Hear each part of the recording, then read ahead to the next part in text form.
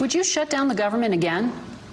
Well, we're going to have to see what happens on February 15th. And you're not taking it off the table? Well, I don't take anything off the table. I don't like to take things off the table. It's that alternative. It's national emergency. It's other things. And, you know, there have been plenty national emergencies called. And this really is an invasion of our country by human traffickers. That was President Trump on the potential of another partial government shutdown if lawmakers are unable to strike a deal on funding for his border wall. Joining us now, member of the Senate Appropriations Committee, Democrat Tammy Baldwin of Wisconsin. Good to have you. It's good to be here this morning. By the way, is Milwaukee going to host the 2020 Democratic National Convention? We are sure fighting to make sure that happens. We're putting in a very strong bid. And, you know, I think the pathway to the presidency goes through Wisconsin. If you look at Trump's narrow victory in 2016, I think we want to send a message that the heartland is really in play, and we need our candidates to get there. So I'm really excited about the prospect of Milwaukee hosting. And where would you rather be in July of 2020? Well, Houston, I would Miami, love to be or there. Milwaukee? You guys have a healthy, robust Polish population, so yes, we do. I love it there. Yes, you do. So let's get back to the border wall. What are Democrats thinking at this point when they hear President Trump talking about possibly declaring an emergency? Is the negotiating part of your brain going, really? Why don't you try that? Go ahead. Yeah. Do that. Well, except we saw how much harm was befalling not only federal workers who were without two paychecks, but also all the people who rely on the departments that were shuttered. Wouldn't he do that in lieu of a shutdown? Wouldn't he declare an emergency to try and use the government funds? Well, he that shouldn't. Could be he coming shouldn't from do that. elsewhere? Yeah, he shouldn't do that. I know that he shouldn't do that. But I think about you know, the negotiations. You know, Congress has a job to do. That job involves budgeting and appropriating funds. Right. We passed the Homeland Security budget in the Appropriations Committee in the Senate last June. And we actually gave the president what the administration had asked for, which was at the time $1.6 billion for border security. That was technology. That was improvements to border infrastructure. That was more personnel, including immigration judges. And, you know, what was agreed upon back then became something that he just walked away from and said, you know, the wall that Mexico was supposed to pay for was going to be the cause of his shutting down the government. Well, now we're in a situation where Congress is going to do its job. And I know on the Appropriations Committee, the Democrats and Republicans can work together and achieve this. That's what we're going to do. If he declares an emergency, first of all, he shouldn't. But I think everyone's clear that that's going to get litigated. Not the question necessarily of whether there's, you know, his opinion of an emergency is the same as other people's.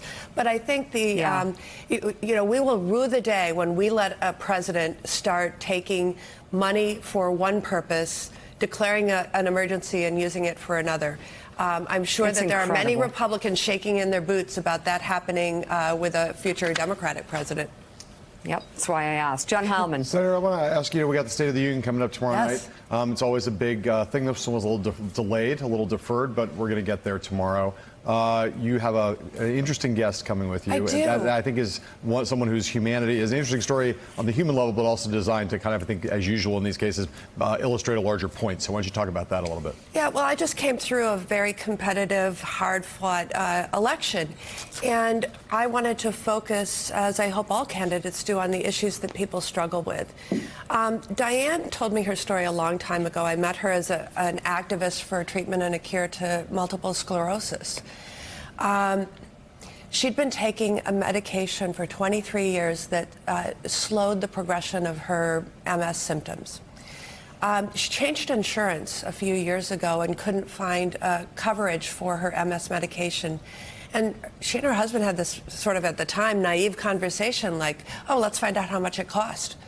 Well, the answer was $90,000 a year. And they had that conversation together you would never wish on anybody. And she said, I'm going to stop taking it. And there are so many people in that position across America. I could have told 18 more stories.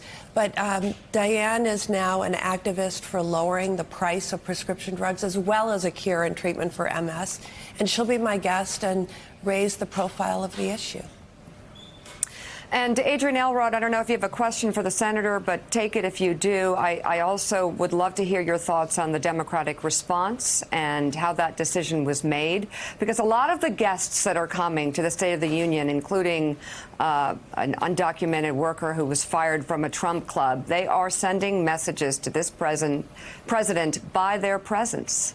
Yeah, you're exactly right, Mika, and it's wonderful to see so many members of Congress who are using their one seat that they get, their one guest spot at the State of the Union to make an example and really send a strong point. I'd like to ask you something really quickly, Senator, back to border security and immigration. Obviously, Leader Pelosi and Leader Schumer have made it very clear we're not going to give Trump his money for the wall. But do you think Democrats run the risk of looking like they're too lax on border security by saying we're not going to give this funding? Do you think that that puts us, especially if we're going back into another potential shutdown, what kind of risk do you see Democrats putting themselves in by taking this tack?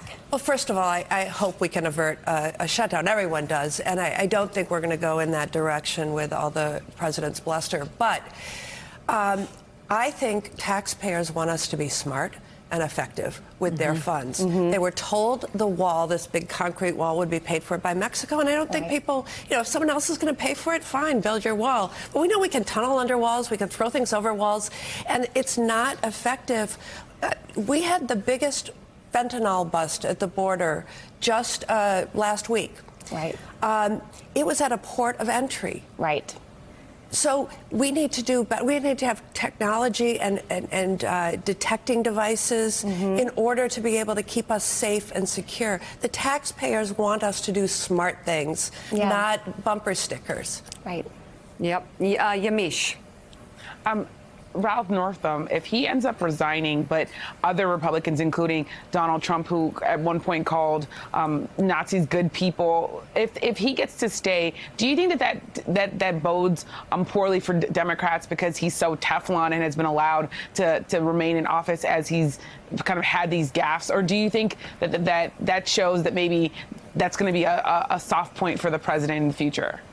Well, first of all, I think that the governor should resign. I think he's shown himself sort of irreparably damaged in terms of his ability to govern.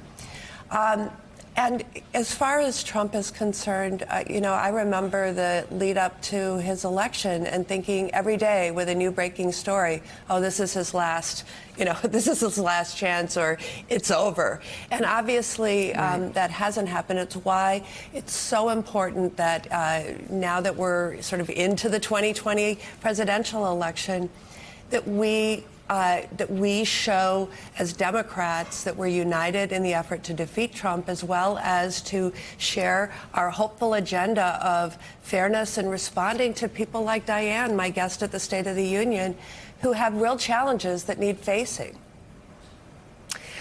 All right, Senator Tammy Baldwin, thank you so much. I'm all for Milwaukee 2020 Democratic National Convention and Know Your Value event while we're at it. Thanks very much for being on. Thank you. Coming up, the president said he's unsure if he wants the Mueller report to be made public because he doesn't yet know what it will say. We're going to talk to a member of the House Intel Committee about that next on Morning Joe.